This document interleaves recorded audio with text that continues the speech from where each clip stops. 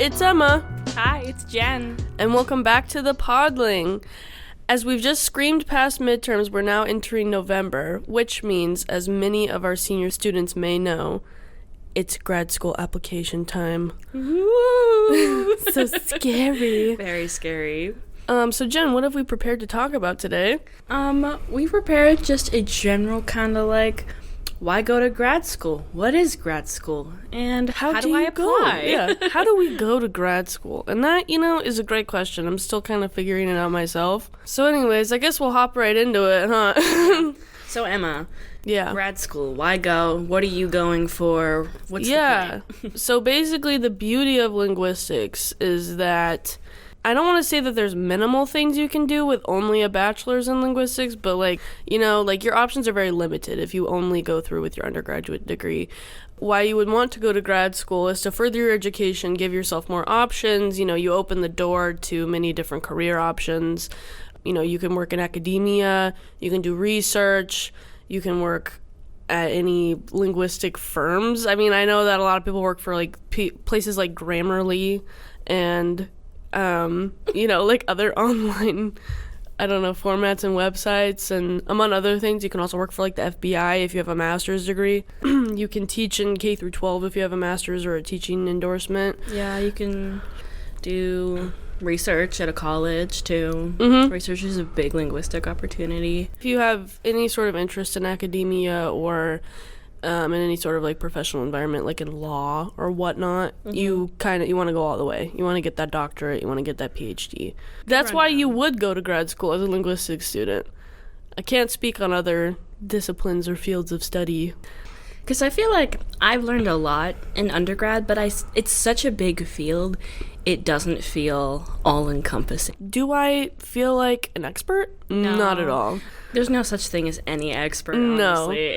No. It's not a real thing. Well, and that's kind of what I'm starting to figure out, It's a hard realization to come to, where it's basically all of these people, they may know more than you, or they have comprehended more than you have, but they're in the same boat as you are. And that is also comforting. It's the beauty of adulthood too, I've learned. Yes. I'm not going to go into that right now, but no. That's basically all adulthood is just learning that everybody else is just constantly winging it. Fake it till you make it. Literally.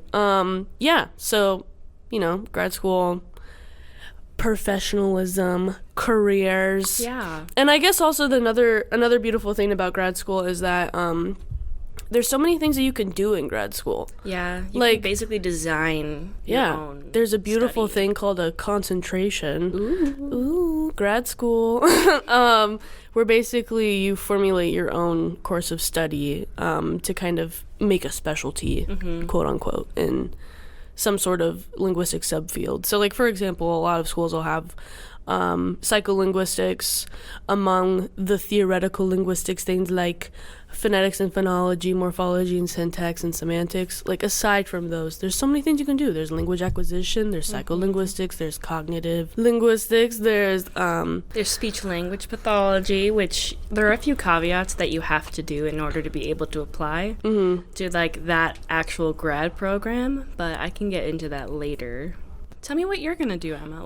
Give us an example of what you're going to grad school for, where you're thinking of going, kind of how it's going with that process. Yeah, so as many may not know, I am, we're both seniors, and I'm currently applying for grad school, which has been a lot to manage. Doing great. I know, I'm really trying, but it's been really, difficult to manage while being in my senior year of college. I'm just chronically exhausted, I guess you could say. I've heard it's like another class. It literally is. Yeah. Right now, I finally realized last week that, oh man, I gotta ask for my letters of rec because my applications are due in a month. Yeah, quick tip. You really want to do that as soon as the quarter starts. September hits, you start asking for those letters of rec because those professors are gonna be busy. Yeah. So I had that realization like a week ago, and I was like, oh, man. Don't follow Emma's example. It's hard, too, because in order to ask for letters of rec and in order to work on your applications, you kind of have to already know, like, what you want to go to grad school for. Yeah. And I had no idea until, like, a week ago. And I know a lot of professors, when you give them a letter of rec, they also want to see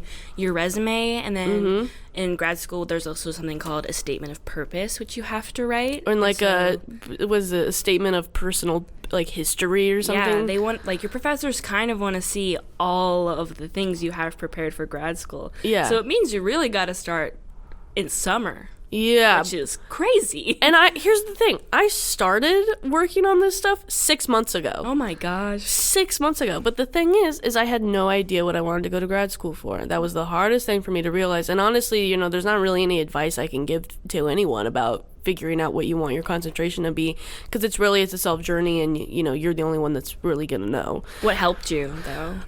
I think reflecting on the classes I've taken and kind of what has interested me the most, and also this is just a personal example, I tend to write my essays on very similar things. Yeah? And so if I find a common theme within all of the essays I've written throughout my college career, I kind of figured it out that way. That's fun. I finally figured it out like a week ago. I'm thinking about going into linguistics and education and socioling. I was just talking about this in my personal statement that I was writing this fine afternoon.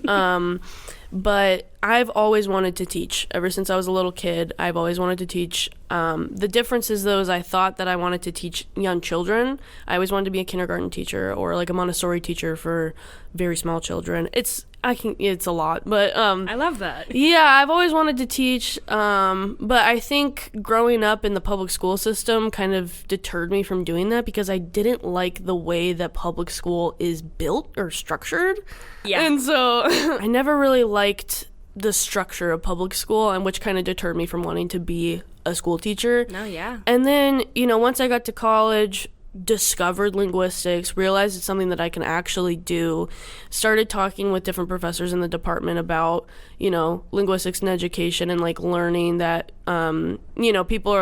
linguists are trying to change the way that, public schools are structured, and they're trying to make it better and make it more inclusive, and, not allow for linguistic discrimination to take place. And I really find that inspiring and very interesting. And so that's kind of what inspired me, because I discovered that there's a common theme of this in all of my essays. And social justice. Yeah, woo! to some degree. And so I don't know, like I want to be a professor, but like maybe along the way, like if I end up going into like policy making or like working with K through 12 teachers and school districts and whatnot, I don't know, like who knows what the future holds, right? Yeah, so I feel like you were very much inspired by Ann Lopek's class here at Western. It's called Ling 370, and it's linguistics and social justice and education. Yeah, and class is so good. I was a technology assistant for that class last year. I wasn't actually like a student in the class, but I got to help out with a student who was on Zoom. So I was basically in the class, just like didn't get graded for it. That sounds great. But yeah, and so that class was very inspiring, very interesting, and I also had the pleasure of getting to read some of the papers that came out of that class, and it was fascinating. Yeah, I'm taking that class right now. I would definitely recommend it to anyone. We even have an English major in that class, and she wants to be an English teacher, and so I'm really happy to see her there, because it's teachers what it's all about, basically. It's for them. Yeah, it's to inspire teachers to, I don't know, kind of change the way that we think when it comes to school. And language and how it all ties together. Yeah, it's so interesting. It's a good class. But yeah, I know, Jen, that you're not applying for grad school right now, but I know that you eventually want to go. Do you have any idea of like what that's going to look like for you as a CSD major? Yeah, so again, major is communication sciences and disorders. So I decided, with the chaos that is senior year, to take a gap year, because I've been doing 16 years of straight schooling, and I'd like to enjoy grad school and want to be there. I need to stop for a minute, kind of find my brain. But what I intend to do is take a gap year, and I'm thinking of staying in Bellingham because with a CSD and a linguistics degree, they both look really good for the education system. Yeah. So I'm thinking maybe of being like a para-educator. Which, there's a dire need for those right now. Yeah. Especially after COVID. Yeah, absolutely. After the pandemic. Yeah, and I love working with, like, disabled kids, too, so it's another job opportunity for that. And another thing you could do is I'm looking at newborn hearing screening, which only requires a high school certificate. So I'm overqualified. Yeah. And then but you know what? It sounds fun, though. No, it does. I love babies, and it sounds amazing. There was another one I was talking to you about. Do you remember what it was? It was I'm thinking about being a medical scribe because with speech pathology, you can kind of go a few different directions with it. You can go the more research route where you make a thesis and you're all about research. You can go into the educational system, and you can go into more medical fields. And I'm super interested in the medical fields just because brain damage and some like aphasia. Yeah. Aphasia really interests me because I took a class with Dr. Jansen here that was about like neuroscience of the brain and language. So was it 207? No, it was a 402 at the time. Okay. Things kind of changed around, but I'm really interested in the more medical aspect. So while in my gap year, I'm trying my best to get, experience that actually relates. Yeah, and I think also another important thing to mention is that, it's completely normal and actually encouraged to take a gap year, at least one. Please do it. Please do it. Yeah, I have, outside forces that are influencing me for better or for worse to keep going. But also, I had this internal battle, too, where I was like, if I did take a gap year, like, what would I do? And, like, I knew that I would have to get a job, but, my options are pretty limited to pretty much any job you can get with just a bachelor's degree. Yeah. A non-specific bachelor's degree. They're like, oh, you want to be a financial worker for the state? Sure. I don't want to do that. And then I was thinking, like, well, maybe I'll travel, because, like, a lot of people do that. But I would have to start planning that, like, now and, like, make my arrangements, like, now. And I know someone who's traveling right now, and she took a gap year. Yeah, and, like, that's what I would ideally want to do, but I'd have to start planning, like, now, and I'm just so unsure about it that I'm like, I might as well just go to grad school. That's fair. So anyways, normal people take gap years. It's absolutely normal, very encouraged. Yeah. Please do it. Let your brain rest. Yeah, let your brain breathe so you for can a minute. Enjoy school again. I know. Yeah, get excited about it, Yeah. Get excited. Exactly. Yeah. Yeah. So maybe we could talk about, like, the application process a little bit. Yeah. I don't know if you're really familiar with it. I've started them. Okay. Because I was, like, really thinking I was going to go. Just because a lot of thing with gap years, too, is, like, there's a lot of pressure to go to grad school, especially if you are, like, a CSD major. Because you need that graduate school to be able to practice. So a lot of parents, like, there's a lot of pressure to just go straight into grad school.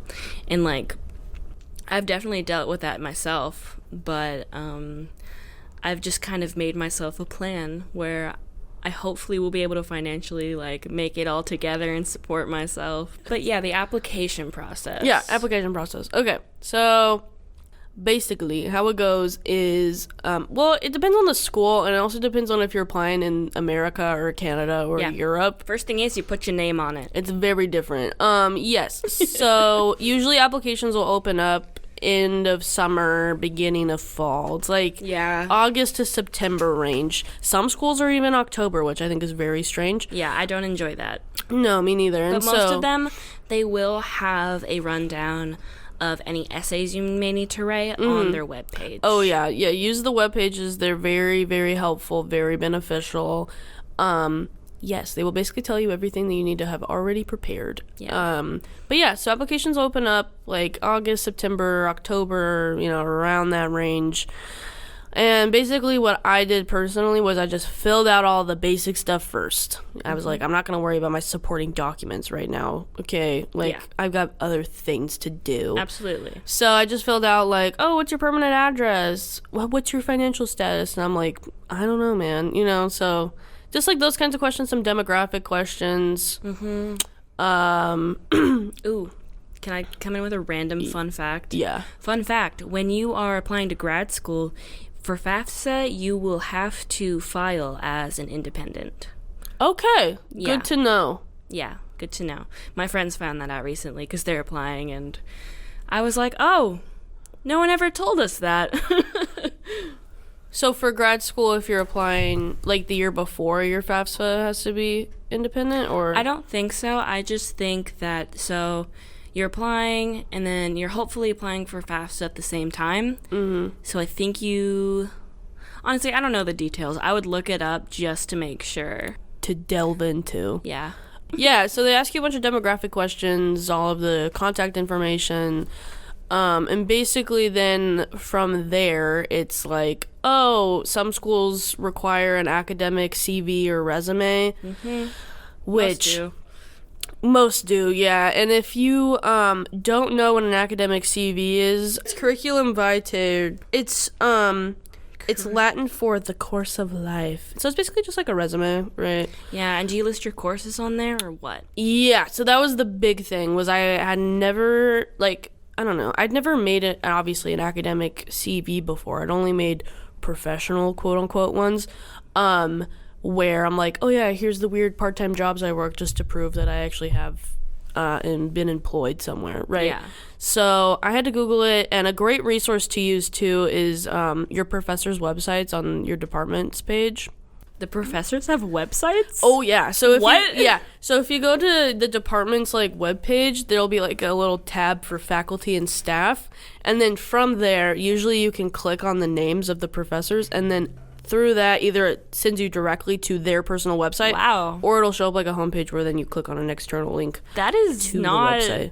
Very common in the CSD department. No, yeah. And I've actually discovered that through my application process that most universities do that with linguistics professors. Interesting. Very interesting. I took a lot of inspo from my professors' websites because on their websites they usually have their CV linked. Obviously theirs looks a lot different because they've, been published, they've completed field work, they have appointments is what they're called when they have academic positions of employment. I know, it's very fancy. So basically for mine, I just listed my educational background or my educational experience, and so I listed out my majors because I'm a double major in linguistics and German, and so I put all my information for those. I put my GPAs for those specific majors or minors, and then I listed some relevant coursework that I did, relevant courses I've taken to what I'm applying for. Yeah, and then I went through and I did that for both my majors and my minor. And then I also put a little tab for things that have been published. So for me, I was published in a school magazine, so I listed it. 'Cause very cool. Why not? Yeah, and then after that, I also included some professional experience because, I've worked in the linguistics department for 2 years now. Yeah. Yeah, and so I included that. I included the Podling. I included Linguistics Club, because me and Jen are co-lead officers. The very, very professional. It's a fun time. So fun. And I also included my experience being the technology assistant, and I was also a grader for Dr. Ann Lobeck as well. Oh, cool. So just that kind of stuff. I included everything I've done in relation to what I'm studying. I included it on this thing. And then I formatted it and made it look so pretty. Yeah. How many pages should that be, though, you think? Well, it depends. It depends on how much you have to put on it, because if you look at a professor's, it's anywhere from 10 to 30 pages. I think Kristen's was 47 or something crazy. Wow. Just because of everything that she's had published and all the cool stuff that she's done. I Mine, feel like grad schools would probably only want like 1 or 2 pages at most. I mean, maybe, and usually, you know, at this level, that's pretty much all you have anyways. I think mine Yeah. is 2 pages or a page and a half. Mm-hmm. So yeah, I wouldn't necessarily worry about the length that much. Just like try to, you know, show yourself off as much as possible. Yeah, and you always have more going for you than you think. You really do. Like, get someone you love and just be like, hey, can you list my accomplishments to me? I do this all the time to my partner. It's so funny. I make my mom do it for me because I'm like, I forget. I know. I'm like, what did I do? Yeah, I always forget. And so, yeah, and it's important to keep track of those things too, just in general. Just in life. Yeah, so that's an academic CV or an academic resume. It took me an embarrassing amount of time to make my academic CV. I did this like 2 weeks ago, and it took me like 5 hours just because I had to format it. No, that's fine. It's really hard to make them pretty. It really is. Like, getting the information out there, like, is fine, but then making it, like, look okay? Oh, God, yeah. Just presentation, key. It's everything. Yeah, which Yeah. it shouldn't be, but And also, the it font is. you use. Very important. Yeah. Yeah. What font did you use? I used 2 different ones. I don't remember the second one because it was on PowerPoint, but I just used it for, like, under information, like, drop-down stuff. But I mostly used Times New Roman because that's my favorite font. Yeah, that's fair. Okay, what else do you have to do for the application? So we've got just general demographic information. We've got the academic CV. What Yeah. about transcripts? So They want transcripts- unofficial ones, right? Yeah, so it's kind of complicated. Well, not really complicated. It's different than when you apply for undergrad, I will say, because with undergrad, you have to send them your official transcripts, like, when you apply. Yeah. So you have to mail them. Grad schools do not want you to mail them stuff at all. No. So, yeah, and actually all of them, literally all of them require unofficial transcripts. And then once you get approved or, like, accepted into the program, then that's when you will send them an official transcript. Yeah. So yeah, it's important to have your, like, academic history somewhere in your technology items. I have mine in the cloud on my Apple products. Yeah. Just constantly, and I update it every quarter. Yeah, so transcript, don't worry about it. Just use your academic history, unofficial. It can literally look like a screenshot on your laptop. Yeah, that's what I did. Because literally that's what I did. Yeah, so don't worry about that too much. And then just make sure to order your official transcripts, you know, by the time you will or will not get approved or accepted. Also, another key thing, too, is that with grad schools, funding. Money. Yeah, that's hard. Yeah. Ideally, you don't want to have to pay for grad school if you're going into a PhD program. It's very expensive. It's very expensive, and, you know, going is a full-time job, so it's really hard for you to make an income while also being successful in your grad program. Yeah. So what I've been told is that you should not have to pay for it. And if they offer you, you know, a partial fellowship, if it's like a program that you really want to go to, then sure. But, like, I don't know. Personally, I wouldn't do it. I'm like, I would like the full funding, please. I would like all of the monies. Yeah. I wish that would be possible, honestly. Yeah. I mean, if you go to a PhD program and you get accepted, depending on the school, they will offer you funding, either partial or full. What if you're only doing your MA, though?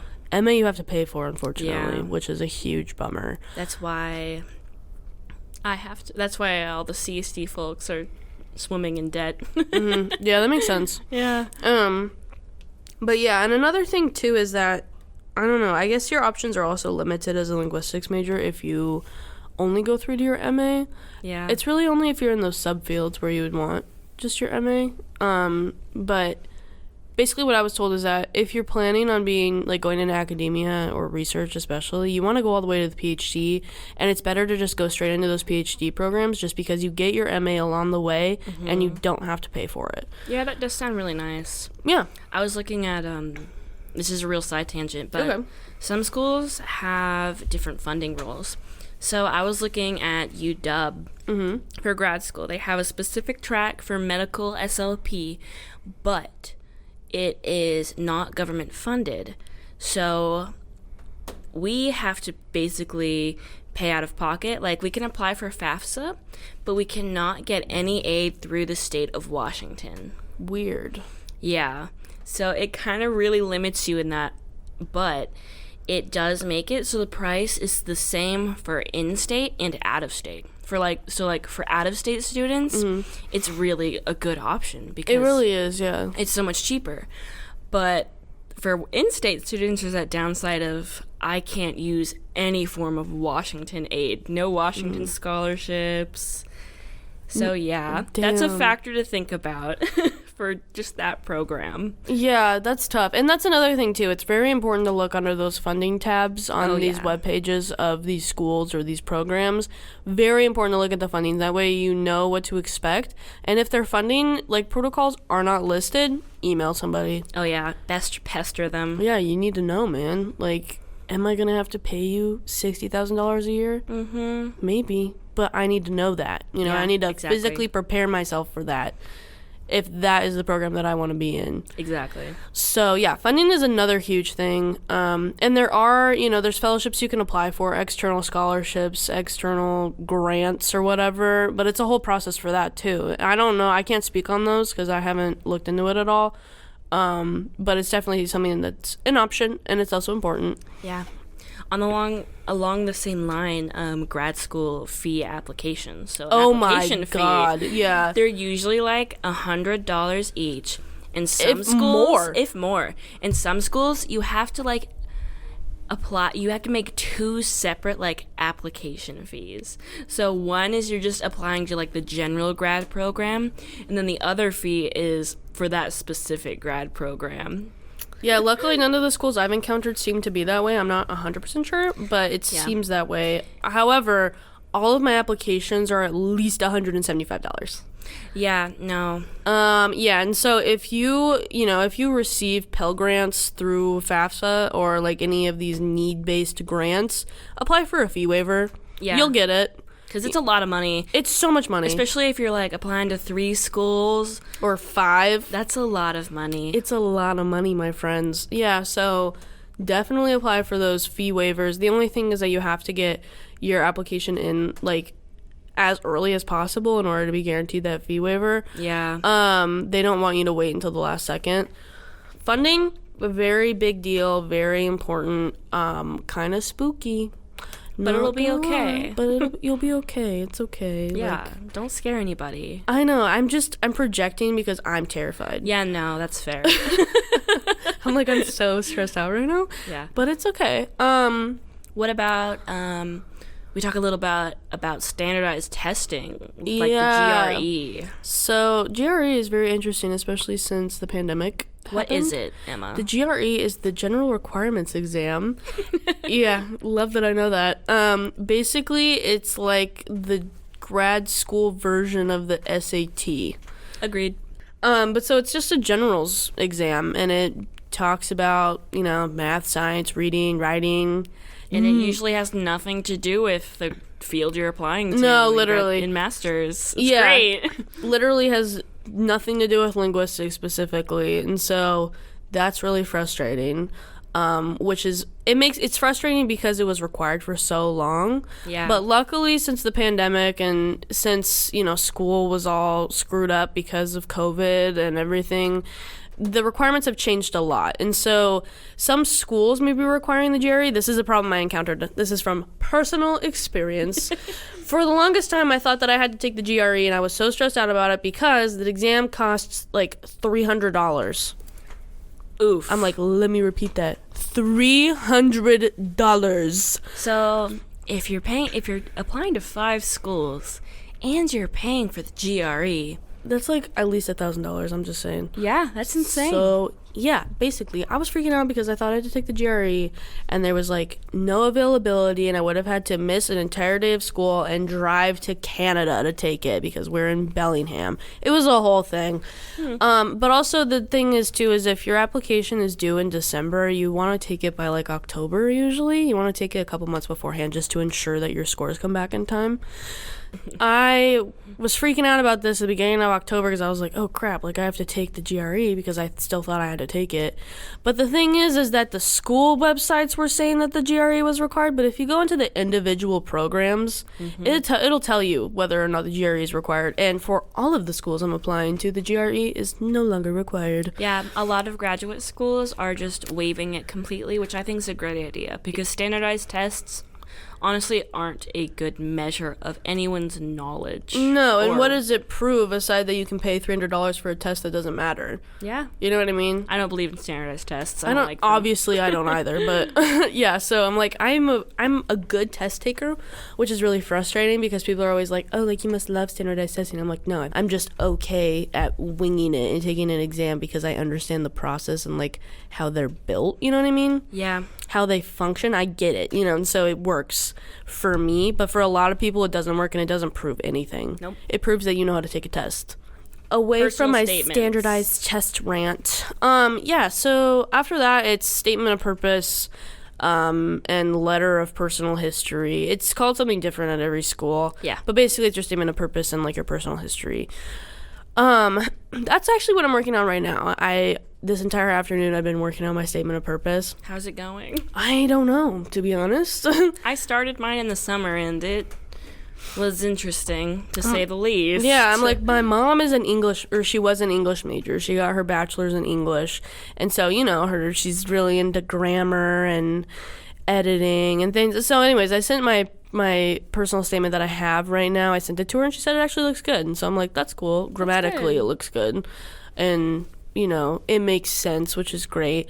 However, I feel very word vomity. You know what I mean? No, absolutely. That's literally what I did for mine. Yeah, and so I'm just, like, going off about, you know, kind of what led me to linguistics, how my linguistics experience has been throughout undergrad, and then kind of, like, what I hope the future to be like. Yeah. That's kind of been, like, what my personal statement looks like, but then now the problem is I have to do my personal history, which is basically, like... The same thing, isn't it? The same thing, kind of, but more, using more anecdotes from your life. Oh, like, okay.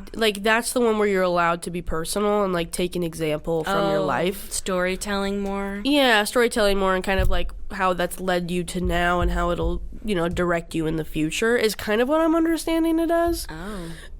I'm really bad at talking about myself. Oh, God, me too. I too. hate these kinds of essays. I'm like, I was born and I exist. And I go to Western. I'm like, I love myself, but, like, whenever you ask me about myself or me to write about it, it just leaves my brain. I don't know. That's me too. Or, like, even, like, Jen, you know, with Linguistics Club, we did Two Truths and a Lie first meeting. Yeah, I have no idea. I couldn't come up with anything. I was like, am I an interesting person? I don't know anymore. And then I unintentionally lied completely on my entire Two Truths and a Lie. That was the dumbest thing.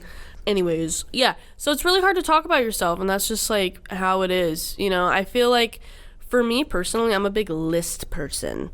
Ooh. I love making lists. And so I'm kind of, like, at the point where I'm making lists of, like, potential things to talk about and, like, potential experiences to discuss and whatnot.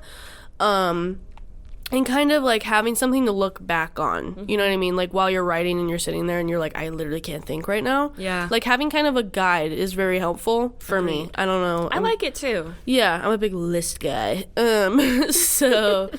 yeah, that's a thing. That is definitely a thing.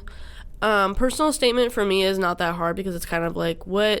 You know what I mean? Why are you applying to grad school? Why do you think you deserve to go here? Yeah, and another important thing is that you kind of want to make, like, a basic personal statement, and then you edit it and tailor it to every school that you're applying to. That's good. And so you want to be like, yeah, like, I want to go to this university because this specific faculty member is working on this specific thing, and I think that is so interesting, and I would love to work with them. Yeah. Or you could be like, oh yeah, and this school has this really cool, like, lab that I want to be a part of, or, like, they're doing this really cool, like, field research work that I would love to be a part of, or like they have a specific concentration or program that fits into a concentration and you want to be a part of that. It's important to keep those things in mind and to tailor your personal statement to that, because either else they're going to be like, well, why do you care about our school? Yeah, exactly. Why do you want to come here specifically? Like, we know you want to go to grad school, but, like, why here? Yeah. And so that's another thing. That's a really big thing, actually. Definitely stalk the professors at any schools you're looking at. Oh, God, yeah. I've been such a creep. Yeah. I'm not even going to lie. No, you gotta be. Yeah, and another thing, too, that really helps, and, like, it's helped me a lot, is talking to your professors. Yes. Talk to your professors about grad school. They want to help you. They want you to go. They want you to get in. They know people.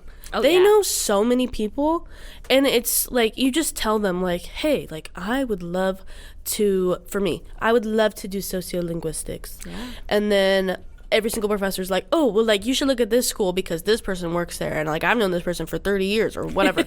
You know what I mean? And they're doing great and wonderful things, and, like, these professors, they know what they're doing because they've got the inside scoop. Whereas they know what's up. They really do know what's up, and, like, you might not know what's up, but that's why you talk to them, because they are all-knowing and powerful, and they know all. Not really, but they do know stuff about grad school and how to get you in. Yeah, for sure. They want to help you, is basically the moral of the story. So where are you applying, Emma? Oh, God, where am I not applying is the question. I'm just kidding. I have this mega document on Google Docs. Give me a top 3, Emma. Well, here, I got to give you the background first. So my entire college career, I've had this mega document on Google Docs where I keep track of every class I've taken so that I can fulfill every requirement for my degree. This is my way of doing my own advising. Basically, moral of the story. I've done a great job, keep in mind. But so I've kept track of every class I've ever taken, what classes I need to take or want to take. But then now, since I'm almost done and I only have like one class left, it's devolved into grad school planning. Yeah. So I have so many different tabs and so many different sections. I have like 5 different tabs with like 30 different schools on it. Oh my gosh. Yeah, and so anyways, what it's turned into now, because now I finally figured out my concentration and had to completely rewrite my list last week. That is a whole other thing. You're doing great. I'm trying. I'm really trying. But now, anyways, it's devolved into UC Berkeley, obvi. Stanford, obvi. Yes. What are the other ones? UC San Diego, because that's been my list this whole time. Yeah. But yeah, and then University of Michigan, they have a great sociolinguistics program, and UPenn, University of Pennsylvania. Very nice. So that's where I'm applying right now. We'll see if it changes in the next week, but as of right now, that's what we got going. Yeah, and so I'm working on those currently. I'm working on my personal statements. I'm doing those last minute things. I have a month, you know. But yeah, so we'll see how it goes. I will have to update in March or April because that's when I will find out if I made it. Yeah. Scary. It is scary. It absolutely is. Jen, do you have any like last second comments or anything regarding this scary, spooky topic? Well, don't be afraid. Talk to your professors and message us at WW Linguistics on Instagram to see if we have any advice we can give you for graduation. And also another thing, I'm going to mention this last thing before we wrap up for today. You can also talk to current PhD students. Yes. Current grad students at the programs you're looking at, because they will give you the inside scoop on how this program they're is. the best people to talk to. They're so helpful. They will help you so much. Reach out to people. Reach out to us. Reach out to others. Reach out to your professors. Don't be alone. You don't have to be alone. Don't be a stranger. Well, I think that's a great place to wrap up our lovely conversation for today.